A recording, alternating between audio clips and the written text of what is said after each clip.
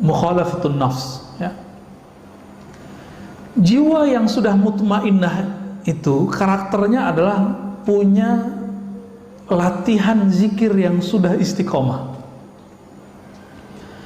Lalu kemudian dia masuk ke bab pemikiran, dia mulai meridhoi takdir Allah karena dia sudah mulai tenang. Maka saya sering nanya, ini corona kehendak Allah bukan? Atau kehendak Wuhan? Atau kehendak konspirasi? Ya, mau konspirasi kek, mau konsispapi kek, ya. Tapi ini terjadi biiznillah bukan? Biiznillah. Ridho enggak? Ridho atau tidak? Ridho. Kalau ridho Pak, yang tadinya nafs kita amarah, kita loncatin cepet langsung ke radiyah, nggak perlu lewatin lawamah, mulhamah, mutmainah, langsung ke radiyah. Maka radiyah itulah awal dari ma'rifat rohani. Sedangkan sampai ke mutmainah itu rajinnya jiwa kita berlatih. Rajin nggak berlatih? Kalau rajin berlatih jiwanya, maka sampai ke mutmainah. Apa latihannya? Zikrullah, puasa, kurangin tidur, agak berat Pak. Tapi ada jalur pintas. Zikir mungkin nggak banyak-banyak amat. Bapak ini kan tahajud bolong-bolong, kelihatan wajahnya bolong-bolong, ya. Tapi subuh yang penting, weekend jangan ketinggalan, ya. Terus gimana? Ambil jalur pintas, jalur ma'rifatullah. Yang pertama yang harus kita lakukan adalah ridho dengan kehendak Allah. Udah ridho nih, serius, ntar kejadian apa aja sama kita, jangan kemudian nyalahin siapa-siapa. Ini ada ustadz, ada tetangga, ada siapa, tokoh kena covid, dikait-kaitkan dengan, oh itu dia munafik tuh kena covid. Loh, guru-guru kita hafiz Quran di Jawa, wali-wali Allah kena covid Pak. Kalau hafiz Quran yang sudah bertahun-tahun ngajar ini gak wali, terus dia apa dong? Meninggal kena covid. Jangan berprasangka, biasa aja, ya. Emang covid nanya dulu, kamu waliullah bukan? Kamu beriman apa munafik? Kan gak nanya dia. Covid datang aja kan. Alhamdulillah kita sudah menemukan polanya, maka masjid kita bisa ramai lagi. Alhamdulillahirabbil alamin. Kalau nggak kita sedih Pak, ya. Masjid sepi, udah berasa kayak kiamat aja rasanya, ya.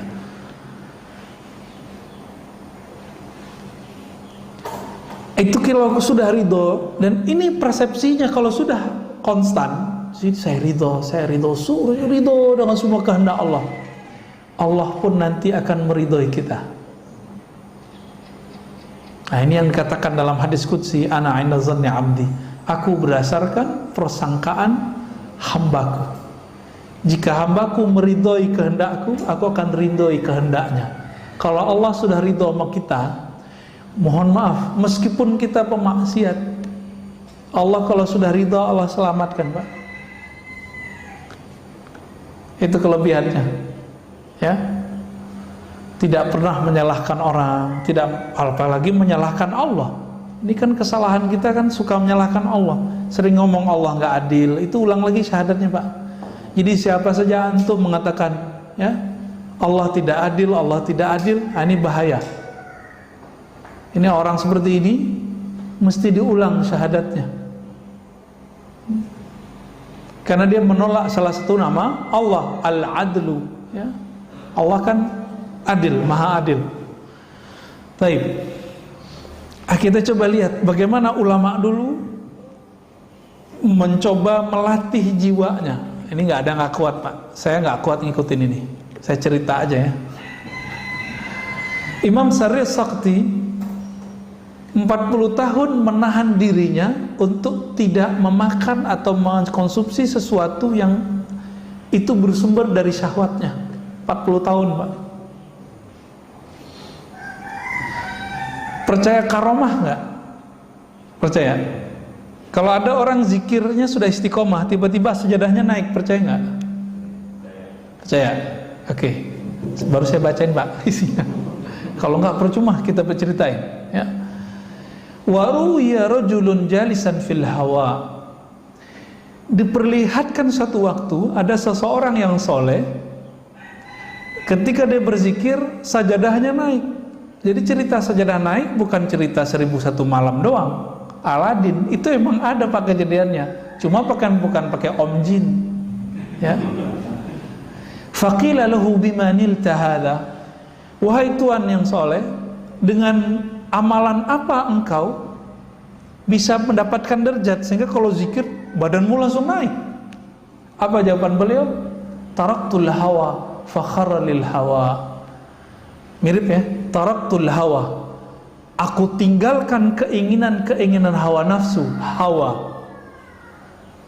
Fasakhara lil hawa, lalu Allah kemudian menundukkan hawa. Hawa itu udara, bisa melambung kayak avatar. Avatar Eng ya. Tuh pada nonton ya. Sama aja sama bocah-bocah ya. Ya emang begitu kita pak. Kita terhibur dengan melihat yang sebenarnya imajinasi itu ada ya. Dulu saya punya seorang guru. Guru saya ini tinggal di rumah mertuanya, nggak kelihatan kerja. Mertuanya marah, kesel sama dia, kayak jadi beban. Padahal banyak orang yang menghantarkan rezeki ke sana. Ada yang berobat, ada yang minta doa, ada yang minta ngaji. Ini guru saya nggak pernah ninggalin sholat duha, tidak pernah ninggalin tahajud. Setiap hari sholat tasbih. Ada yang setiap hari pak sholat tasbih? Bawa tasbih aja enggak. Zikir pagi sore aja boro-boro. Ini tiap hari deh. Saya pernah ngikutin beliau waktu masih umur 12-13 tahun, sholat semalam 100 rakaat pak, saya pernah ngikutin 100 rakaat. Untung ayatnya kuliah kulhu pak, kalau enggak gempor juga kita ya. Di saat mertuanya bersuuzon, biasa orang kalau sudah umur agak tua kan kalau malam-malam bangun jam 2 dia bangun mau buang air kecil, rumahnya rumah panggung, mau turun.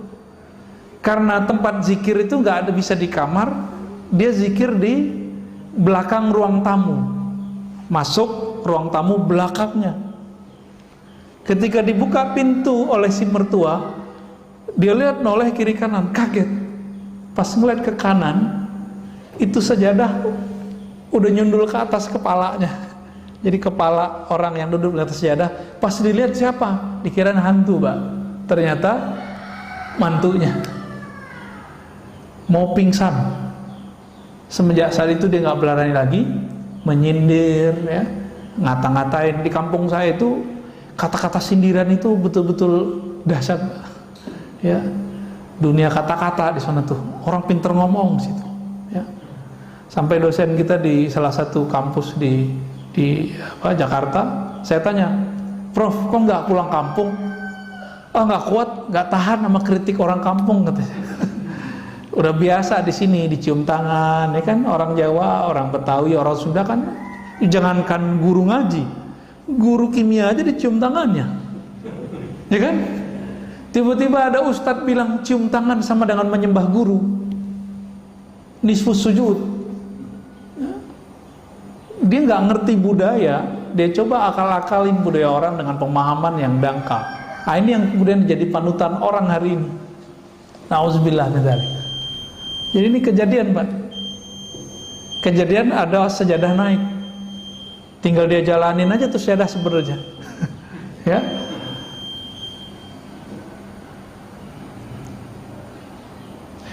Jadi ibadah paling tinggi apa? Bukan banyak sholat, Pak. Apa ibadah paling tinggi?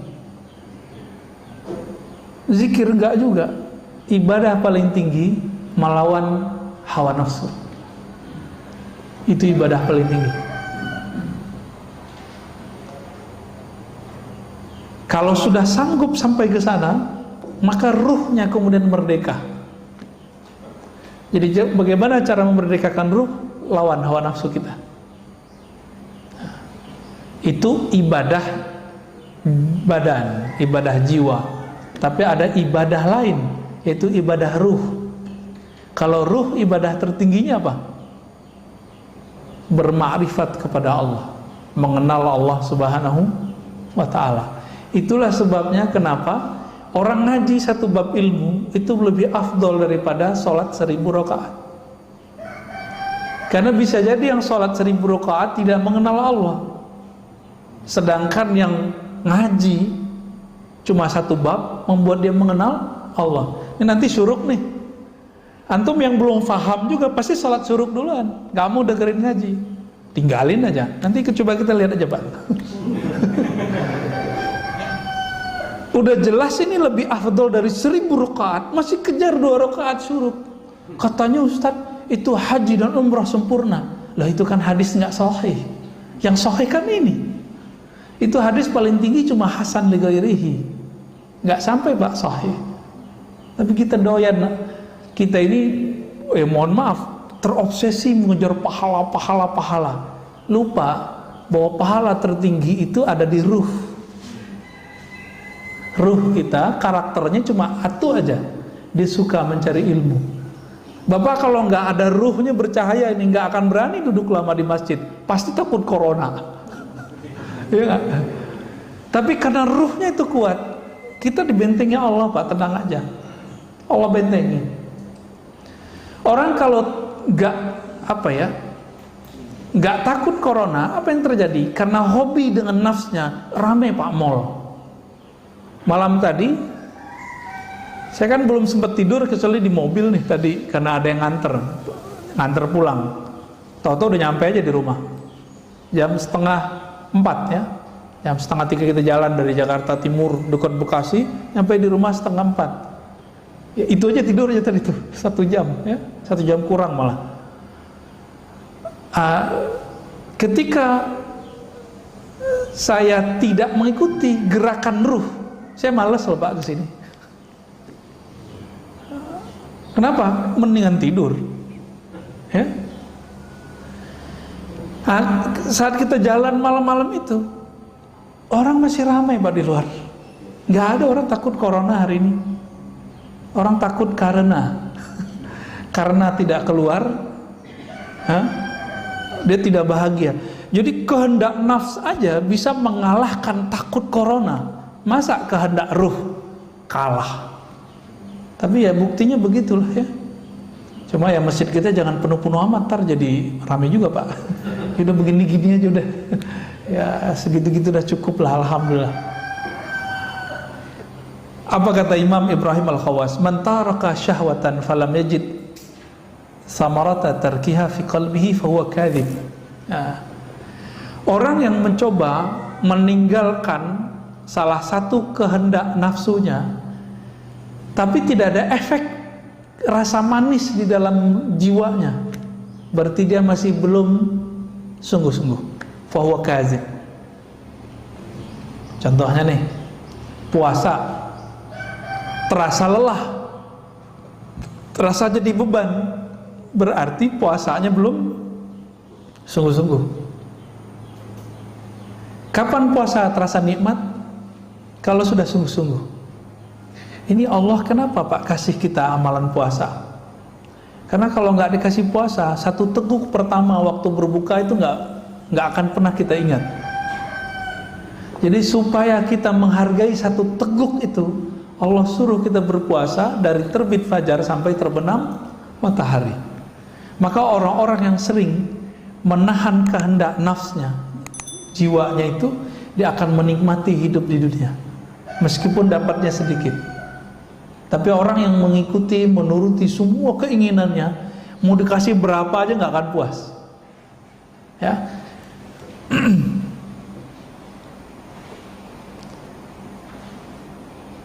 Maka beliau mengatakan ya, khalif nafsaka fi hawaha, maka berselisihlah dengan jiwamu sebagaimana dulu ya para nabi menyelisihi jiwanya.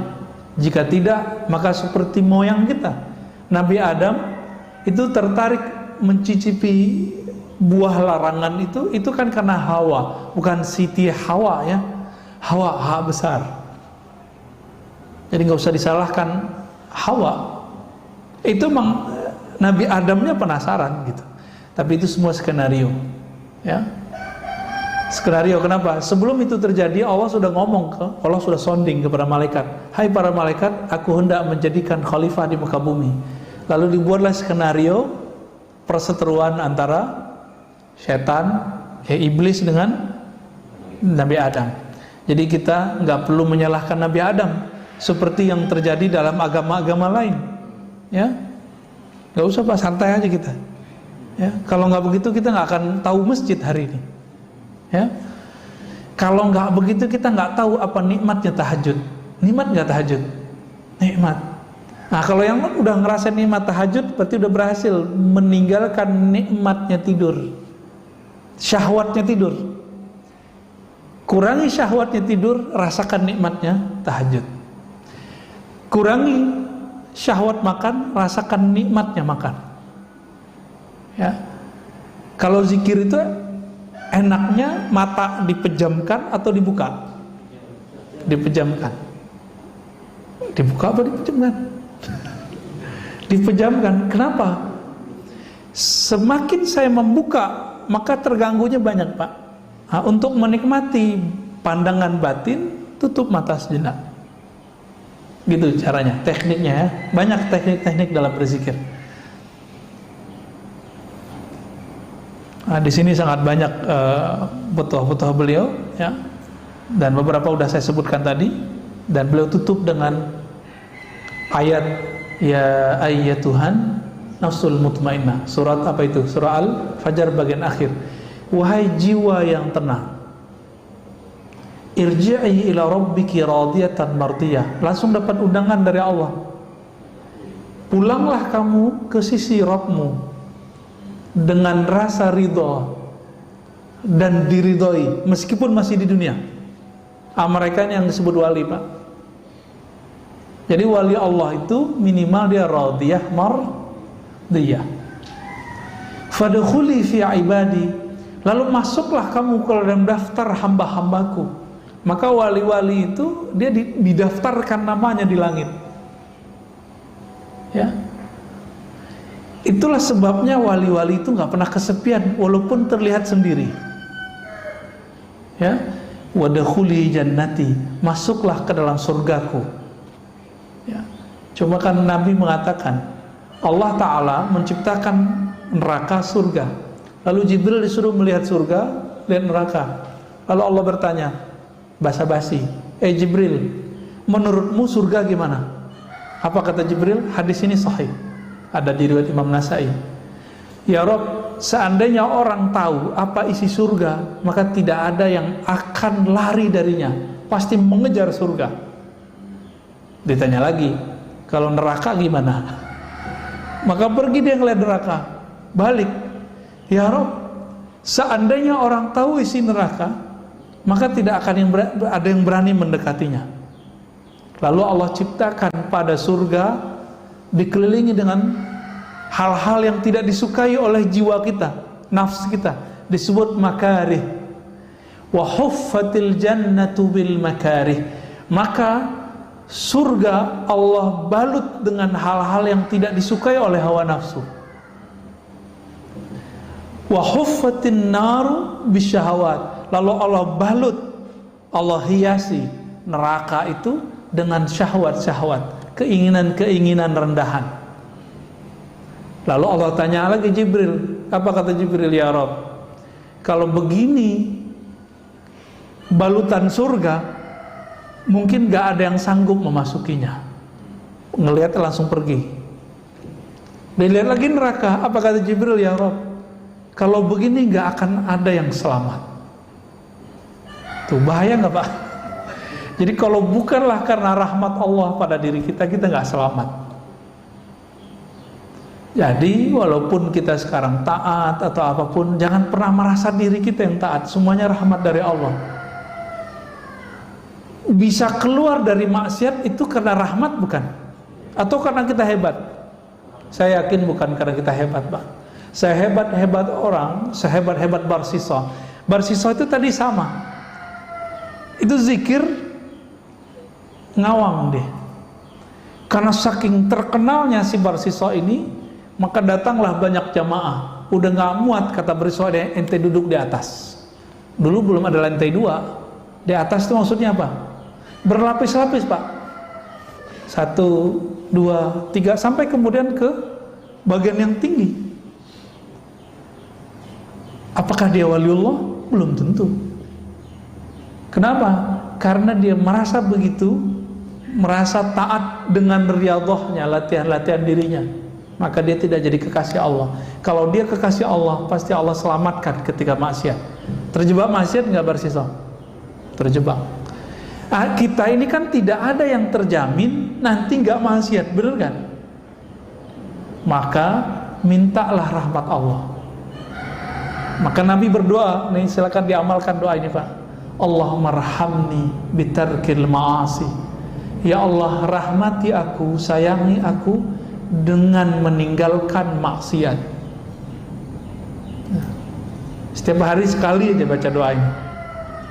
Allahumma irhamni bitarkil ma'asi. Kalau bukan karena rahmat Allah, kita nggak sanggup meninggalkan maksiat. Berarti bisa taat karena rahmat Allah juga. Inilah hakikat kalam Nabi. Tidaklah masuk surga seorang kamu kecuali dengan rahmat Allah. Ya. Alhamdulillah Rabbil Alamin. Kira-kira itu Bapak Surmakan Allah kajian